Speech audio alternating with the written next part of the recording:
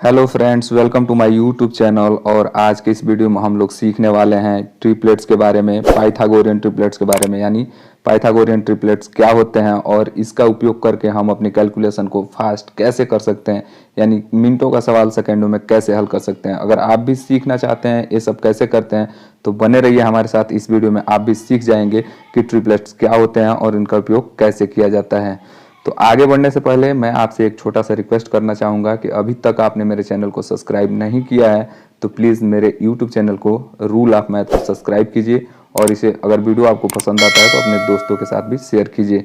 तो चलिए शुरू करते हैं आज का इस वीडियो और सीखते हैं कि ट्रिपलेट्स क्या होते हैं। सबसे पहले यहाँ पे मैंने लिया हुआ है पाइथागोरियन ट्रिपलेट्स, यानी जो पाइथागोरियन ट्रिपलेट्स है उनका परिभाषा मैं यहाँ पे बता देता हूँ। यहाँ पे पाइथागोरियन है तो पाइथागोरियन पाइथागोरस थ्योरम से बना। पाइथागोरस का परिभाषा होता है कि किसी समकोण त्रिभुज में कर्ण पर बना वर्ग शेष दो भुजाओं पर बने वर्गों के योग के बराबर होता है।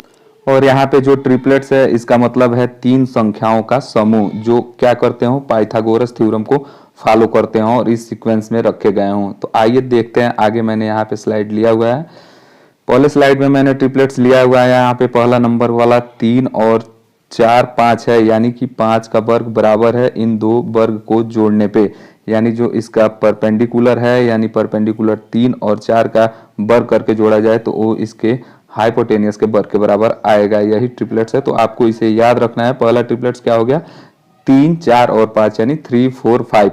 चलिए बढ़ते हैं दूसरे ट्रिपलेट्स के तरफ। यहाँ पे देखते हैं दूसरा ट्रिपलेट्स क्या है। तो दूसरा ट्रिपलेट्स है 5 12 और 13, यानी कि यहाँ पे इसका कर्ण है जो 13 है, 13 का वर्ग बराबर होगा किसके, इसका लंब और इसके आधार का वर्ग करके योग करेंगे तो इसके बराबर आएगा। तो दूसरा ट्रिपलेट्स आपको याद रखना है कि 5 12 और 13 है।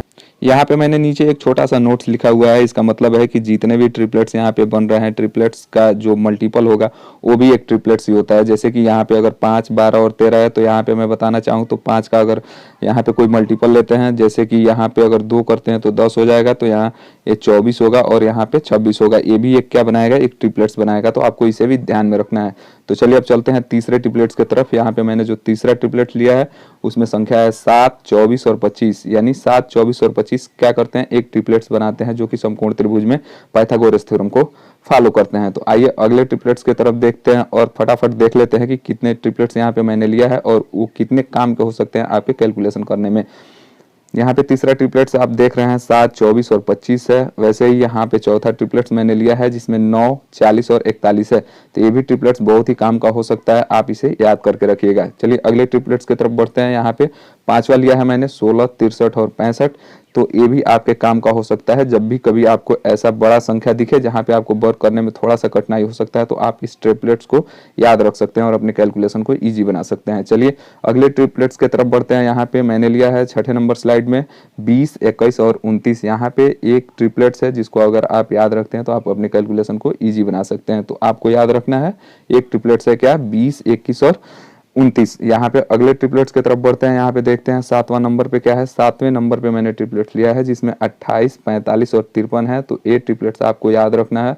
ये ट्रिपलेट्स भी आपको क्या कर सकते हैं, कैलकुलेशन में मदद कर सकते हैं। जहाँ कभी भी आपको इनमें से कोई दो कॉम्बिनेशन दिखता है, जैसे कि अगर यहाँ पे आपको 28 और 45 दिखे तो आप यहाँ 53 इसका बड़ी वाली भुजा यानी हाइपोटेनियस जो होता है उसको फाइंड कर सकते हैं अगर आपको ट्रिपलेट्स याद है। तो इस ट्रिपलेट्स को याद रखिएगा। चलिए अगले ट्रिपलेट्स की तरफ चलते हैं। यहाँ पे अगले ट्रिपलेट्स में मैंने लिया हुआ है 11 60 और 61। जब कभी आपको कैलकुलेशन करना हो और वहां पे अगर कोई दो कॉम्बिनेशन यहाँ पे दिखता है, जैसे कि अगर उसका बेस 11 दिख जाता है और उसका हाइपोटेनियस अगर 61 दिखता है आपको, तो तुरंत बताना है कि इसका परपेंडिकुलर कितना होगा, 60 होगा। क्योंकि ये तभी संभव है जब आप ट्रिपलेट्स याद करके रखेंगे तो आप अपने कैलकुलेशन को बहुत ही ईजी बना सकते हैं। तो चलिए अगले ट्रिपलेट्स की तरफ बढ़ते हैं। यहाँ पे 9वें नंबर पे मैंने लिया है ट्रिपलेट्स 13 84 और 85, यानी बड़ी भुजा इसमें 85 है और इसका बेस और परपेंडिकुलर के यहाँ क्रम से यहाँ पे 13 और 84 दिए गए हैं। तो इसको भी आपको याद रखना है ताकि आपके कैलकुलेशन में इसको हेल्प मिल सके जल्दी से करने में लिए। चलिए अगला ट्रिपलेट्स यहाँ पे है 10वें नंबर का जो ट्रिपलेट्स मैंने रखा है वो है 8 15 और 17, यानी 8 15 और 17 यहाँ पे जो ट्रिपलेट्स आपको दिख रहा है। तो इसकी हेल्प से आप कैलकुलेशन को अपना थोड़ा सा फास्ट कर सकते हैं अगर ट्रिपलेट्स आपको याद है तो। चलिए 11वें ट्रिपलेट्स की तरफ बढ़ते हैं। यहाँ पे मैंने लिया है 11 नंबर ट्रिपलेट्स में 12 35 और 37, जो कि यहाँ पे 37 सबसे बड़ी भुजा है और शेष 2 भुजाएं यहाँ पे 12 और 35 हैं, तो इनका वर्ग करके अगर जोड़ा जाए तो 37 के वर्ग के बराबर ही आएगा। चलिए अगले ट्रिपलेट्स की तरफ बढ़ते हैं। यहाँ पे 12 नंबर का ट्रिपलेट्स मैंने लिया है, जिसमें 39, 80 और 89 को यहाँ पे मैंने लिया है। तो ये भी काफ़ी इंपॉर्टेंट है।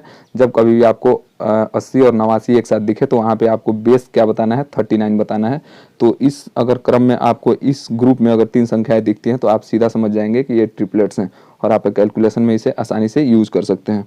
तो चलिए अगले ट्रिपलेट्स की तरफ बढ़ते हैं। यहाँ पे मैंने कुछ अलजेब्रिक यहाँ पे वैल्यू लिया हुआ है, जहाँ पे ट्रिपलेट्स में मैंने लिया है कि अगर इसका perpendicular a square minus B square के फॉर्म में दिया है, यानी अगर x square minus y square के फॉर्म में दिया है, और इसका जो हाइपोटेनियस है अगर वो x square plus y square दिया है और बेस इसका अगर 2xy दिया है। हालांकि मैंने यहाँ प्रश्न में ए और बी को कंसिडर किया हुआ है, तो अगर A square minus B square इसका परपेंडिकुलर है और इसका हाइपोटेनियस ए स्क्वायर प्लस बी स्क्वायर है, तो इसका डेफिनेटली बेस कितना हो जाएगा, 2ab हो जाएगा। अगर ए ट्रिपलेट्स आपको याद है तो इस प्रकार के प्रश्न को सॉल्व करने में आपको काफ़ी हेल्प मिल सकता है। तो चलिए अगले ट्रिपलेट्स को देख लेते हैं। यहाँ पे मैंने बेसिकली 30 नंबर पे जो ट्रिपलेट्स मैंने लिखा था उसी को यहाँ पे अगर मैं बी की वैल्यू को क्या करते हैं, यहाँ पे पुट कर देते हैं। यहाँ पे अगर A square minus B square और 2ab और तीसरा यहाँ पे A square plus B square triplets है, अगर इसमें बी के जगह पे हम एक पुट कर देते हैं तो हमें यहाँ पे 3 निष्कर्ष देखने को मिलते हैं। पहला निष्कर्ष यहाँ पे ऐसे है कि ए स्क्वायर माइनस 1 हो जाएगा और उसके साथ 2a और ए स्क्वायर प्लस 1 इसका एक ट्रिपलेट बना देगा। तो ये भी ट्रिपलेट्स आपको याद रखने हैं। अगर ऐसा दिखता है तो आप इसे डायरेक्ट अपने क्वेश्चन में सॉल्व करने के लिए यूज कर सकते हैं। और दूसरा निष्कर्ष यहाँ निकल के आएगा कि अगर ए के जगह अगर बी के जगह पे मैं यहाँ पे 2 पुट कर देता हूँ तो ए स्क्वायर माइनस 4, 4a और ए स्क्वायर प्लस 4a भी एक ट्रिपलेट्स को बनाएगा। तो ये भी आपको याद रखना है। और तीसरा यहाँ पे अगर बी की वैल्यू अगर हम यहाँ पे 3 रख देते हैं तो यहाँ पे ए स्क्वायर माइनस 3 और 6a और यहाँ पे ए स्क्वायर प्लस 9 क्या, ये भी एक ट्रिपलेट्स। आशा करता हूँ कि वीडियो आपको पसंद आया होगा। अगर वीडियो पसंद आया है तो वीडियो पे लाइक बटन को दबाइए और इसे अपने दोस्तों के साथ शेयर कीजिए। ऐसे ही और ट्रिक्स एंड ट्रिप्स के लिए हमारे चैनल को सब्सक्राइब भी कीजिए। मिलते हैं तब तक अगले वीडियो में, तब तक के लिए धन्यवाद। जय हिंद।